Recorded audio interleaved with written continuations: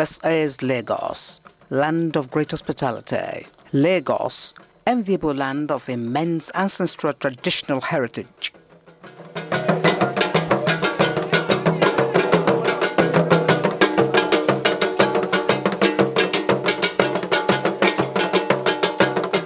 The success story of Lagos is not complete without the positive impact and tremendous contributions made by the Oniru royal family, as led by its patriarch, IDOWU ABIODUN ONIRU, the 13th Oniru of Lagos, who ultimately passed the baton to his son, another dogged fighter, IDOWU ABIODUN ONIRU, who continued to struggle after Baba's demise at the ripe age of 120.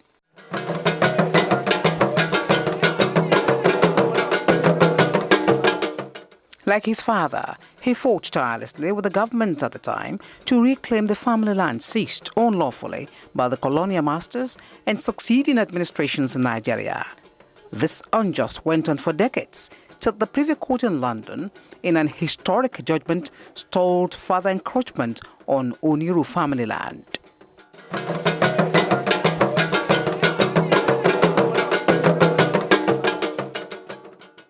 Oniru family land originally stretched from Christ Church Cathedral, CMS, through Kansalem, Bonny Camp, Ahmadu Bello Way, in fact, the whole of Victoria Island in Lagos, some parts of Ikoyi through to Lekki First Roundabout.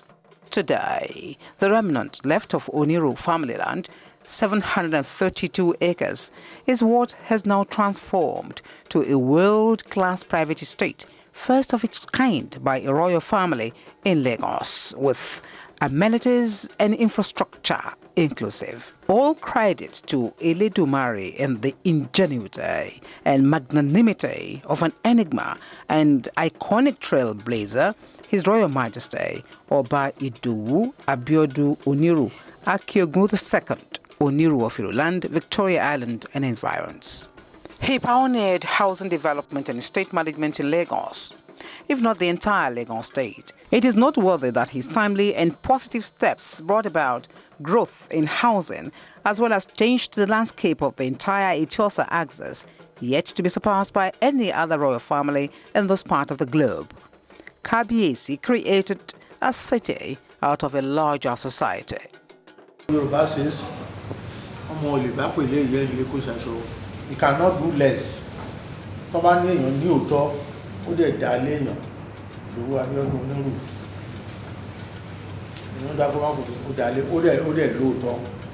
Most of the roads at their estate, he designed it and he did it himself, because he's a structural engineer, just like the son of Kevin. You will see him in Vianica, in Kajia. He has done a lot for his people. His people will never forget him. If you go to Iruland, you see the houses that he has done for his own people. His charity has begun from home, and thank God he has done a lot for them. Iruland too is not a landmark in Lagos. Being an educated man himself, an engineer by profession, who appreciates the contributions of professional persons in the establishment of the estate.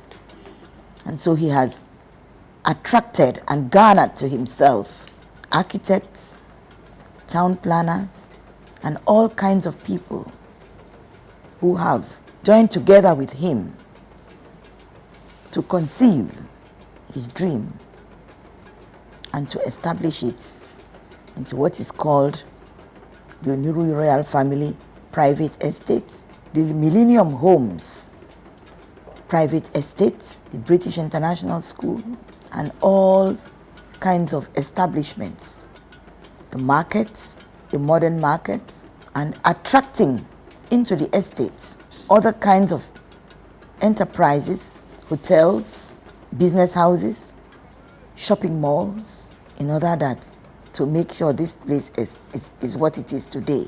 To have a virgin land, the very first thing that you should do on that land is to create the enabling environment for your allottees that you're going to allocate those land to. So the very first thing you do is to make sure that the infrastructure is there on ground. Once you get that right, you have light, road, drainage, those three things to start off with. There's very little that you can do wrong then. So he did all that with his brother, late Prince Alaba Oniru. And once that was done, we knew that we were on to a winner, thanks to his thinking. Hence, where we are today. His bravery, sincere commitment and dedication paid off. All his family members and friends are now residents of high-class Victoria Island. They are homeowners at the resettlement center where His Royal Majesty provided for them 200 houses in all, free. What better comfort can one demand for? I like his doggedness. I can't say one now. He's a very dogged man. He's a go-getter. When the path is established, it follows through. He can wake up this morning and say, this is what we need to do. And he set at it. I remember when he laid the foundation for Iru settlement to settle the indigents. He just woke up and said, we're going to carve this area. And everybody thought, what's this man doing again? You know, and before our very eye, he's laid a foundation for 200 bungalows of 3 bedrooms. It's a sense of responsibility, of giving back, of, you know, building your people.